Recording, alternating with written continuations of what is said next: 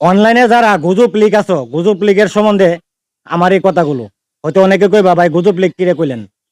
গুজব লিক ওই জন্য কইলাম কারণ আওয়ামী লীগের কামই হলো গুজব ছড়ানো। যেমন পদ্মা সেতু উদ্বোধন করার সময় দেখ এই বাংলাদেশে একটা গুজব ছড়াইছিল যে বাচ্চারা কেলা নাকি কাইটা নিয়ে যা। আর ওই গুজবের নিচে দিয়া কি হয়েছে, বাংলাদেশ শেয়ার বাজার থেকে 20,000 কোটি টাকা পাচার করা হয়েছে। কে করছে পাচার? সালমান পাচার করছে। আর এই কিছুদিন আগে এই রাসেল ভাইপারের নাম দিয়া বাংলাদেশের উপর দিয়া ইন্ডিয়ার রেল লাইন নেওয়া, এরকম ধরনের হাজারো গুজব এই 16 বছরে আমরা দেখছি।